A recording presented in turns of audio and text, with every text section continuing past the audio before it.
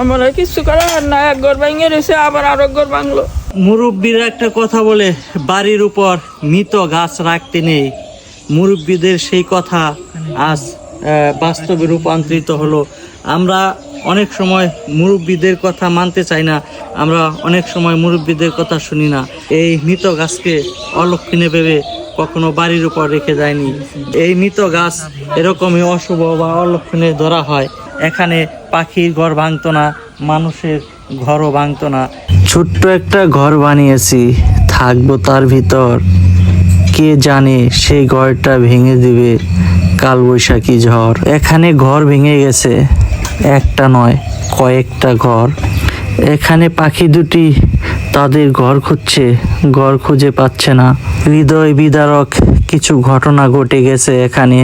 ঘর ভেঙেছে মানুষের, ঘর ভেঙেছে কয়েক জোড়া পাখির। শুধু ঘর ভাঙেনি, ভেঙে গেছে তাদের স্বপ্ন, চলে গেছে সুখ। তাদের দু চোখে স্বপ্ন জুড়ে ছিল নতুন অতিথির আগমনের অপেক্ষা, প্রতীক্ষা করছিল ঘরে নতুন কেউ আসবে। পৃথিবীতে আসার আগেই পৃথিবী থেকে বিদায় নিল তারা। ঘর ভাঙার সাথে সাথে তাদের সে স্বপ্নেরও জলাঞ্জলি হয়েছে। তাই তো আমার বলতে ইচ্ছে করছে, ভালোবেসে ঘর বেঁধেছি স্বপ্ন আশা নিয়ে, যত্ন করে সাজাবো তাকে সুখ শান্তি দিয়ে। সেই সুখ সইল না আমার কপালে, এখন দোষ দিব কাকে? মানিক বন্দ্যোপাধ্যায়ের পদ্মা নদীর মাঝির কথা মনে পড়ে গেল।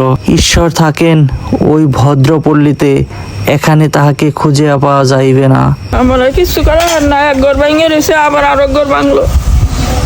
ঘর পোড়া বা ঘর ভাঙা যে দুঃখ, যে কষ্ট, সেই ঘর ভাঙা আর্তনাদি এখানে ফুটে। এই মানুষটির ঘর ভেঙেছে, তাই অভিযোগ করতে পারলো, আমাকে তার দুঃখের কথা জানাতে পারলো, কারণ সে কথা বলতে পারে।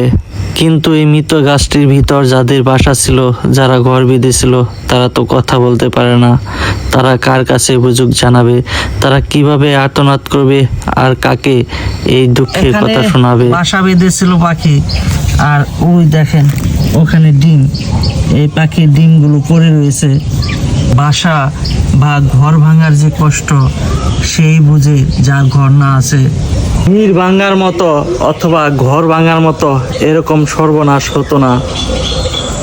এখানে দেখেন সর্বনাশ হয়েছে একজনের না, সর্বনাশ হয়েছে এখানে অনেকজনের। কিভাবে অনেকজনের সর্বনাশ হলো? অনেকজনের সর্বনাশ হয়েছে এই মৃত গাছটিতে অনেকগুলো পাখি বাসা বেঁধেছিল। আমরা এখন অনেক শিক্ষিত হয়েছি, অনেক মডার্ন হয়েছি, অনেক আধুনিক হয়েছি, যে কারণে কিছু কিছু চিরন্তন সত্য মানতে চাই না। আমরা সেগুলোকে কুসংস্কার ধরি। মুরব্বীরা অনেক কিছু বলে থাকে, কিন্তু আমরা আধুনিক হওয়ার কারণে তাদের কথাগুলোকে তুচ্ছ ভেবে উড়িয়ে দেই, কিন্তু সেটা দেওয়া উচিত নয়। আসলে সব কিছু কুসংস্কার নয়, এরকম কিছু চিরন্তন সত্য আছে, সেই সত্যগুলোকে মানতে হয়। কারণ এই সত্যগুলো অনেক সেই প্রাচীন আমল থেকে চলে আসছে, সেই প্রাচীন যুগ থেকে চলে আসছে। এটা হচ্ছে এক ধরনের বিশ্বাস, কারণ যে বিশ্বাসটা সে অভিজ্ঞতার মাধ্যমে অর্জন করেছে। কিছু কিছু কথা মুরব্বীরা বলে, যে কথাগুলো তার দাদার কাছে শুনেছে, তারও তার দাদার কাছে শুনেছে, সে দাদাও তার দাদার কাছ থেকে শুনেছে, এভাবে চলে আসছে। এটা শুধু কথা না, এগুলো হচ্ছে বিশ্বাস, ছোট ছোট বিশ্বাস, যারা তারা বাস্তবতায় বা বাস্তবমুখী হয়ে সেগুলোকে অভিজ্ঞতায় তারা সেগুলো মুখোমুখি করে এসেছে। আর দিনকে দিন সেই কথাগুলোই বাস্তবতায় চিরন্তন সত্যরূপে ধারণ করে বা সত্যরূপে চলে আসছে। একটা কথা আছে, গরিবের কথা বা মুরব্বীদের কথা বাসি হলেও ফলে। সো সেই কথাগুলো আজকে এখানে প্রতিফলিত হয়েছে, সেগুলো এখানে ধরা পড়েছে। দেখেন, এই গাছটি যদি আগেই কাটা হতো তাহলে এই গাছটি ভেঙে পড়তো না, আর সর্বনাশ হতো না, এই বাড়িওয়ালার সর্বনাশ হতো না, এখানে যারা বাসা বেঁধেছিল তাদের। এই ঘর ছিল কারো স্বপ্নের, এই ঘর ছিল কারো বেঁচে থাকার প্রেরণার শেষ আশ্রয়। এই ঘর ছিল তার সম্বল, যেখানে সে রাত্রি যাপন করত, বৃষ্টি থেকে নিজেকে রক্ষা করত, ঝড় থেকে নিজেকে রক্ষা করত। সে নিজেকে রক্ষা করতে আর পারল না। হঠাৎ করে কালবৈশাখী ঝড় এসে এভাবেই কারো সুখের ঘর ভেঙে চুরে তছনছ করে দিয়ে যায়। এভাবেই কতজনের হৃদয় ভেঙে যায়। অবশেষে আমি পল্লী কবি জসিমউদ্দিনের সুরে সুর মিলিয়ে বলতে চাই, আমার এ ঘর ভাঙিয়েছে যেবা, আমি বাদী তার ঘর, আপন করিতে কাঁদিয়া বেড়ায়, যে মুড়ে করেছে পর।